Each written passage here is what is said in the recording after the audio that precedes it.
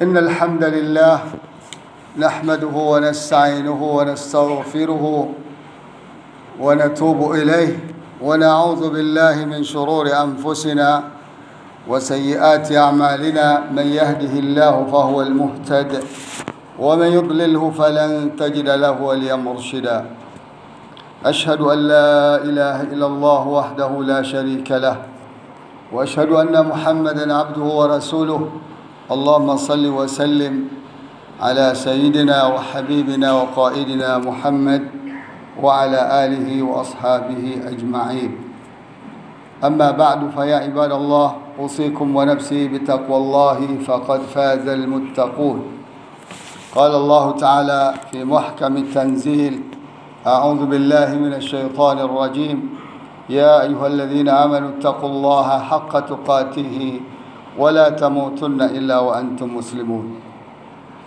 Kaum muslimin jamaah salat Jumat yang dirahmati Allah, kita bersyukur pada Allah atas segala limpahan rahmat dan nikmat yang diberikan kepada kita sampai hari ini, sehingga kita bisa hadir di masjid yang mulia ini untuk menunaikan salah satu kewajiban kita pada hari Jumat, yaitu salat Jumat bersama-sama. Kemudian mari kita tingkatkan takwa kita kepada Allah dengan menjalankan perintah-perintah yang Allah jelaskan dalam Al-Quranul Karim dan perintah Rasulullah SAW yang beliau jelaskan dalam hadis as-sunnah beliau. Kemudian juga kita harus meninggalkan apa saja larangan Allah yang Allah jelaskan dalam Al-Quranul Karim dan larangan Rasulullah SAW yang beliau jelaskan dalam hadis atau sunnah beliau. Dan demikian insyaAllah kita bisa meraih derajat takwa yang sebenar-benar takwa. Kemudian salawat dan salam kita bacakan untuk Nabi kita Muhammad SAW. Khususnya hari Jumat ini Rasulullah menghimbau kita untuk banyak-banyak berselawat kepada beliau.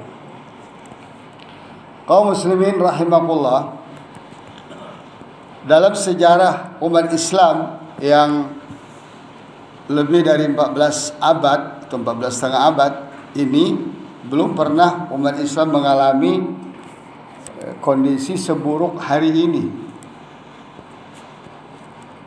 Dulu memang pernah beberapa kali dunia Islam diserang oleh orang-orang kafir, seperti yang terkenal dengan perang salib, ya, itu sekitar abad ke-5 atau abad ke-6 Hijriah, selama hampir 1 abad.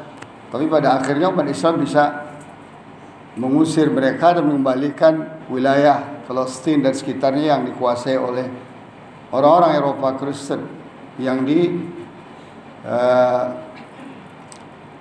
komandoi oleh pastor atau pendeta dari Prancis dan beberapa negara Eropa lainnya. Kemudian juga ada lagi perang serangan Mongol ke Baghdad dan sekitarnya sampai menghancurkan Baghdad. Itu hanya bertahan beberapa tahun saja, dan pada akhirnya agresor Mongol kalah dan bahkan mereka masuk Islam. Banyak di antara mereka masuk Islam, dan mereka lah yang mengembangkan Islam di Asia Selatan, Asia Tengah dan sebagainya. Kemudian juga di zaman penjajahan dari abad 18-an, ya, hampir seluruh dunia Islam ini dijajah. Hanya satu-satunya negeri Islam yang tidak pernah dijajah itu Afghanistan. Afghanistan tidak pernah dijajah. Inggris 2 kali mencoba masuk tahun 18-an, hancur, walaupun bisa menguasai sebagian Pakistan, India dan sebagainya. Karena India itu dulu negeri Muslim, mayoritas Muslim. Lalu dipecah oleh Inggris. Setelah Inggris menguasai wilayah subkontinen, dibagi menjadi India, Pakistan dan kemudian Bangladesh. Maka terpecah belahlah umat Islam, sehingga umat Islam yang berada di India menjadi minoritas, padahal tadinya mereka mayoritas. Dalam masa perlawanan jihad terhadap para agresor Eropa, baik di Indonesia, di Nusantara maupun di wilayah Afrika, Arab, dan sebagainya, umat luar biasa semangat sampai merdeka, masuk di Indonesia. Tapi problem itu muncul setelah merdeka. Setelah merdeka ini problem. Kenapa? Karena pertama ya karena kelemahan umat Islam sendiri. Mereka tidak bisa menguasai negeri-negeri yang mereka merdekakan, dan selalu dikuasai oleh kelompok-kelompok sekuler sebagai titipan dari para penjajah itu. Katakanlah Soekarno di sini, Hatta, itu titipan. Makanya kecenderungan mereka anti-Islam. Soekarno anti-Islam dengan cara miring ke kiri. Ada konsep nasakom, ya, dan sebagainya. Karena di zaman itu memang komunis lagi berjaya-jayanya di dunia, khususnya komunis Rusia, dengan revolusi Bolshevik yang diciptakan oleh Yahudi tahun 1917. Di wilayah Asia Tengah, di Asia Selatan tidak kurang 60 juta umat Islam dibantai oleh gerakan komunis zaman itu. Kemudian berkembang juga di Cina. Nah, Indonesia berkembang sampai bisa melakukan kudeta tahun 1965. Itu sebagai jasa dari Soekarno, sehingga komunisme berkembang di sini. Bahkan saya pernah baca sejarah, diperhitungkan tahun 65 itu PKI itu 20 juta anggotanya. PKI itu jadi lebih besar daripada Masyumi, lebih besar daripada partai-partai Islam. Nah, kemudian juga setelah Allah takdirkan Orde Lama hancur, berkuasa sekitar hampir 19 atau 20 tahun, digantikan oleh Orde Baru. Lagi-lagi umat Islam kalah lagi, dikuasai oleh seorang tentara diktator yang anti-Islam, dan dari timur belok ke barat. Barat kapitalis dan kristenisasi merajalela di zaman Soeharto. Dan saya pernah survei tahun 83. Ada cerita tahun 83, saya sudah survei. Ada cerita di Jawa Tengah, itu masuk Kristen sekampung di Salatiga. Kita survei, benar 100% masuk Islam, masuk Kristen. Dan cerita-cerita itu luar biasa di Kalimantan, saya survei di mana-mana. Bahkan di sini nih, di daerah Pondok Gede, di ujung aspal, itu luar biasa. Orang-orang Betawi sana direkrut sejak dari zaman Belanda sampai diteruskan di zaman Orde Baru. Luar biasa. Terkenal lah di zaman Orde Baru itu hampir seluruh fasilitas mereka dapat. Bahkan punya airport di daerah-daerah Kalimantan, daerah-daerah Sumatera yang terpencil, dan didukung oleh Barat luar biasa.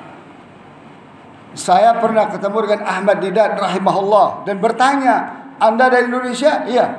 Benarkah kristenisasi terjadi begini-begini? Jadi saudara-saudara kita di luar negeri pun paham betapa Indonesia itu menjadi objek kristenisasi di zaman Orde Baru. Qadarullah, Allah jatuhkan setelah berkuasa 32 tahun. Kemudian setelah jatuh tahun 98 sampai hari ini umat Islam tak kunjung berhasil menjadi pemimpin di negeri ini, kecuali Habibie rahimahullah. Makanya perlawan terhadap Habibie luar biasa, sehingga beliau coba bisa meneruskan sisa dari kekuasaan Soeharto sekitar 1,6 tahun, 1 tahun 6 bulan. Tapi apa yang beliau lakukan? Terjadi stabilitas ekonomi dan politik yang di saat itu memang dunia gonjang-ganjing ekonomi termasuk Indonesia. Dan ini menjadi salah satu penyebab jatuhnya Soeharto dari krisis ekonomi. Tapi sebagian umat Islam ikut-ikutan tokoh-tokoh Islam menjatuhkan Habibie dengan alasan Habibie adalah produk Orde Baru ketika itu, sehingga ditolak pertanggungjawaban sebagai presiden yang 1,5 tahun itu, sehingga beliau tidak bisa mencalonkan diri lagi untuk berikutnya. Padahal dalam 1 tahun 6 bulan saya tahu betul dan faham betul dan pernah ketemu 4 mata dengan beliau, tahu betul bagaimana beliau itu berbuat luar biasa. Dalam 1 tahun 6 bulan terjadi stabilitas ekonomi dan politik. Ini yang kita harapkan sebenarnya. Umat Islam ini tidak ada neko-neko kehidupannya. Stabil ekonomi, stabil politik, insya Allah umat Islam eksis. Tapi memang musuh Allah, musuh Islam, musuh kita tidak pernah akan tinggal diam. Khususnya dari Yahudi, Nasrani, kaum musyrikin, ateis, mereka akan bekerja sama terus untuk kepemimpinan Indonesia ini tidak akan boleh dipegang oleh orang-orang yang statusnya muslim, apalagi muslim militan. Mereka akan protes, oh itu politik identitas. Iya, wajib hukumnya pakai politik identitas kalau mengaku seorang muslim. Kalau tidak kita pakai politik identitas, dijamin kita akan tersisih terus walaupun 1000 tahun merdeka. Gak usah 77 tahun merdeka, 1000 tahun kita merdeka akan diakal-akali terus oleh orang lain. PKI kah, Yahudi kah, Nasrani kah, Majusi kah, yang anti-Islam. Jelas-jelas Allah sudah jelaskan dalam Al-Quran bahwa akan ada kolaborasi di antara mereka, Yahudi, Nasrani, musyrikin, untuk selalu menggusur umat Islam dari negerinya, seperti yang mereka lakukan di Spanyol, seperti yang mereka lakukan di India, dan seperti yang melakukan di wilayah-wilayah Afrika Utara, Afrika Barat, Afrika Tengah. Dulunya adalah Islam, sekarang yang kita dengar, yang kita tahu adalah seakan-akan mereka Kristen mayoritas. Bukan. Di Afrika mayoritasnya adalah Islam. Sebagaimana di Nusantara ini mayoritasnya adalah Islam. Sebagaimana di negara Arab mayoritasnya adalah Islam. Dan bahkan di Asia Tengah, Asia Selatan, bahkan Rusia itu dulu minoritasnya Kristen Ortodok, datang kepada negeri Islam Asia Tengah, Asia Selatan, Rusia, minta-minta bantuan, pertolongan, perlindungan. Kenapa? Karena mereka tersisih dalam percaturan di Eropa Barat melawan Kristen Katolik dan Protestan. 3 abad sebelum Kristen Ortodok datang ke Rusia, nenek moyang Vladimir Putin itu, Islam sudah hadir di sana, membawa kedamaian, membawa kemajuan, membawa persaudaraan, membawa ketentraman dan ketenangan. Tapi apa yang terjadi setelah non-muslim, apapun agama mereka, termasuk Yahudi yang di Palestina sekarang, yang mendeklarasikan negara sejak 1948 sampai hari ini, ketika mereka datang, umat Islam bersimbah darah. Umat Islam pasti dikucilkan, termasuk di sini. Oleh karena itu, kaum muslimin rahimakumullah, haruslah kita paham dan sadar bahwa percaturan kita hari ini di Indonesia ini percaturan antara hak dengan yang batil. Sudah berlanjut pasca kemerdekaan 77 tahun. Saya bisa buktikan secara historis, secara sejarah, bahwa percaturan di Indonesia ini, sebagaimana juga di Palestina, di Afghanistan sebelumnya, sebelum Amerika hancur, adalah percaturan hak dengan batil. Kubu-kubu kebatilan akan bersatu menghancurkan kita. Kubu-kubu kebatilan akan menyerang kita dengan segala macam. Padahal sederhana, ini negeri kita, dimerdekakan dan dibentuk oleh nenek moyang kita dengan darah dan air mata. Kelompok-kelompok PKI, kelompok-kelompok Cina itu pro dulu dengan penjajah. Termasuk kelompok-kelompok Kristen minoritas pro dengan penjajah. Karena tuan mereka adalah Belanda. Coba tanya, mau Belanda Depok, mau Belanda Ambon, coba tanya tuan mereka. Sampai sekarang mereka masih banyak tinggal di sana. Karena Indonesia merdeka. Dengan takbir dan jihad, Indonesia terbentuk, dibebaskan dari penjajahan demi penjajahan lebih dari 3 abad. Tapi disayangkan, setelah merdeka, karena kebodohan para politisi kita, karena kebodohan para pemimpin kita, akibatnya kita yang menanggung. Dan mungkin akan berlanjut akibat ini sampai wallahu alam, sampai kapan? Kaum muslimin rahimakumullah, kalau kita lihat-lihat kenapa jadi begini umat ini, berpecah belah, berantakan, lemah, saling berebutan. Dunia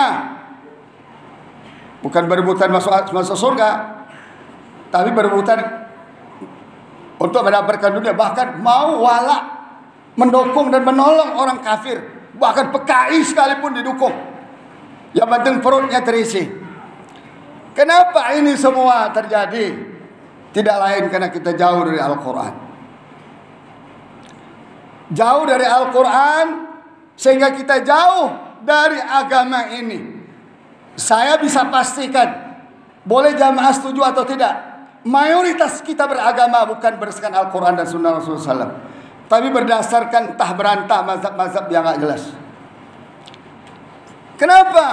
Coba buktikan, survei membuktikan, mayoritas orang Islam di Indonesia gak bisa baca Quran. Mengerikan gak tuh? Hatta yang rajin ke masjid gak bisa baca Quran. Bagaimana mau paham Quran? Baca Quran aja gak bisa. Padahal baca Quran itu pintu masuk kepada Al-Quran. Kemudian yang bisa baca Quran, berapa yang rutin baca Quran tiap hari, menjadikan Al-Quran sebagai bacaan utama. Kemudian yang rajin baca Quran, berapa yang faham Al-Quran dan ingin diamalkan nilai Al-Quran dalam diri dan keluarga, dalam komunitas, dalam jamaah masjid, berapa? Quran hanya dibaca ketika momen-momen, bahkan hanya dibaca ketika mati, dan hanya dibaca ketika sekarat. Quran itu untuk kita yang hidup, Allah turunkan, bukan untuk orang yang mati. Orang mati itu kan membawa amal ibadah dia sesuai dengan yang dia lakukan ketika dia masih hidup.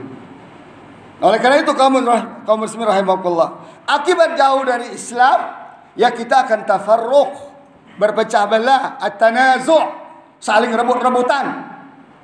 Rusaknya para politisi kita, para penguasa kita, mau kemarin, mau hari ini, mau esok, karena berebutan urusan dunia, bukan berebutan mencari ridha Allah. Fastabiqul khairat. Dan kita coba lihat anggota-anggota DPR, para politisi, teriak-teriak sekuat tenaga, tapi di balik itu ada deal-deal yang mereka lakukan agar cuannya semakin hari semakin dapat. Maka lahirlah undang-undang yang menyengsarakan rakyat.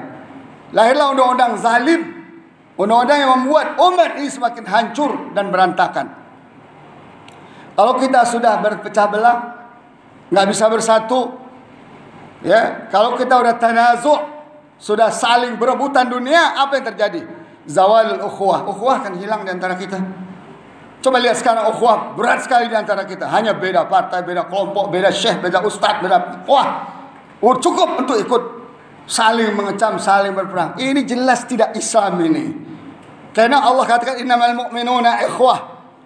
Kalau benar iman kita pasti melahirkan ukhuwah.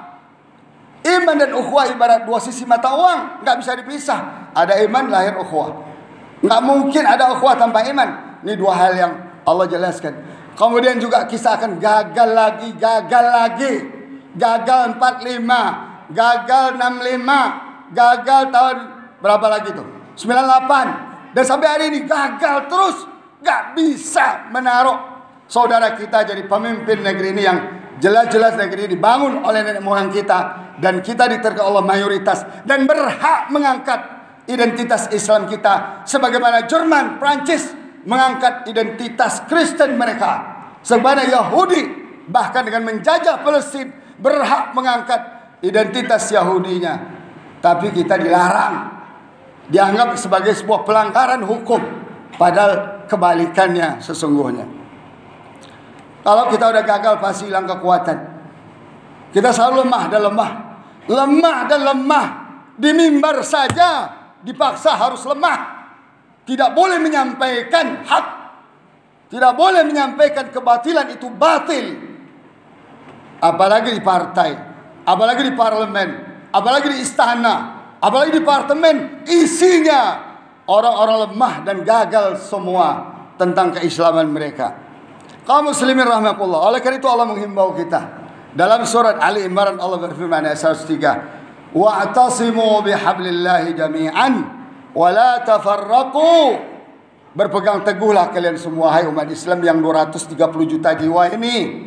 Umat Islam di Indonesia ini 230 juta jiwa, 40 juta non muslim. Coba berpegang teguh semuanya atas apa? Agama Allah. Wa la tafarraqu. Jangan kalian berpecah belah. Wadhkuru ni'matallahi 'alaikum. Ingat nikmat Allah pada kalian. Dulu sebelum Islam datang, orang tua kalian itu animisme. Orang tua kalian itu Hindu. Allah kasih hidayah Islam karena Allah sayang kepada kita, pada nenek moyang kita. Allah rubah agama menjadi agama Islam yang harusnya kita syukuri. Tapi sebaliknya kita kufur kepada nikmat Allah Subhanahu wa taala. Kaum muslimin rahimakumullah. Apa solusi? Gak ada solusi lain kecuali adalah kembali pada Al-Quran. Ayo kita bangun semangat kembali pada Al-Quran. Kita baca tiap hari, kita fahami isinya, kita amalkan minimal pribadi dan keluarga kita. Kita ajak jamaah kita baca Al-Quran. Baca kitab-kitab lain itu penting, tapi kalau tidak baca Al-Quran tidak akan ada gunanya. Bahkan bisa menghancurkan pemahaman kita pada Islam. Sehingga agama Islam ini didasari fulan, orang, ilan, syekh, ustaz, kiai, gus. Qurannya mana? Hadis nabinya mana?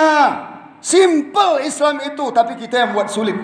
Simple Islam itu hanya dengan Quran 30 juz 14 surah, hanya dengan 3121 hadis sebenarnya yang harus kita ketahui.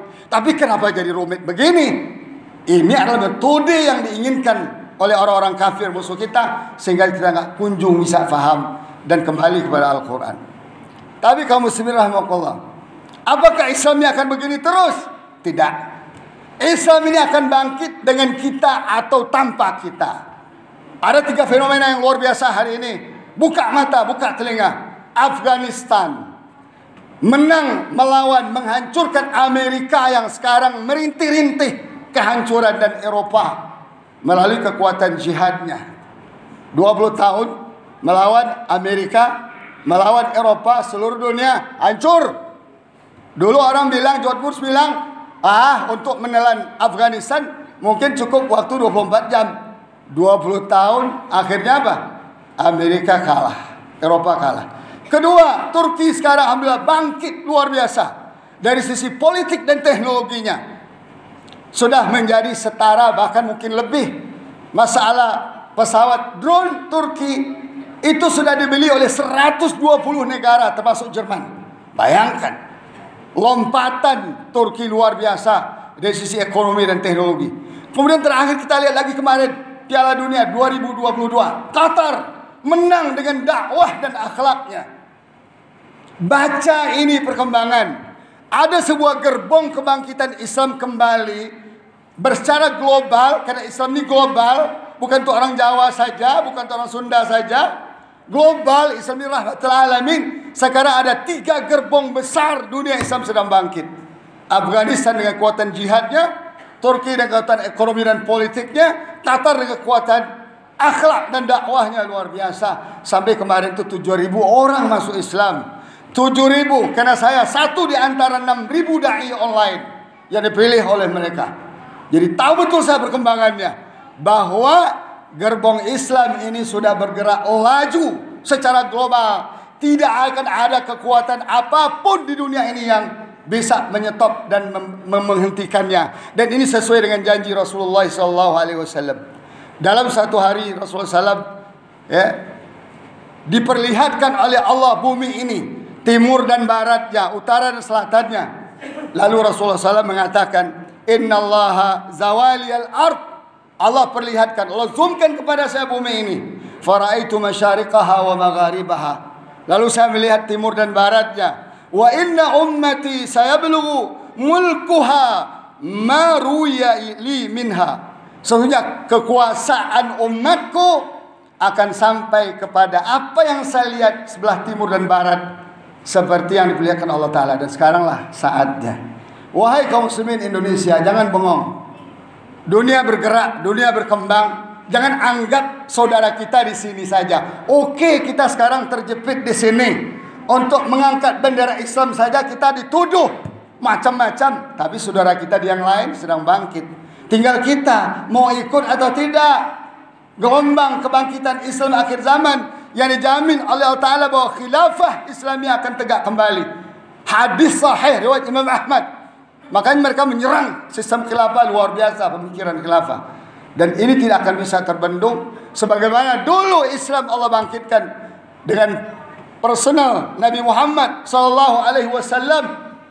Kemudian dapat dukungan beberapa dari sahabatnya, berkembang seluruh dunia sampai eksis 13 abad, 2/3 dunia kekuasaan Islam, bukan hanya di Indonesia. Buka mata, buka sejarah, kita akan tahu. Nah, oleh karena itu kaum muslimin rahimahullah, dan saya yakin karena umat Islam Indonesia ini banyak sekali, pasti Allah juga akan kasih rahmat dan pertolongannya. Tinggal kita mau atau tidak mengikuti arahan dan taujih Allah Ta'ala. Kalau kita ikuti petunjuk Allah dalam Al-Qurannya dan petunjuk Rasulullah dalam hadis dan sunnahnya, tidak akan ada yang bisa melawan kita dan mengalahkan kita di negeri kita, dan bahkan Roma akan kita taklukkan insyaallah ta'ala. Barakallahu li wa lakum fil Qur'anil azim wa nafa'ani wa iyyakum bima fihi min al-ayati wa dzikril hakim. Fataqabbala minni wa minkum tilawatahu innahu huwas samiul alim.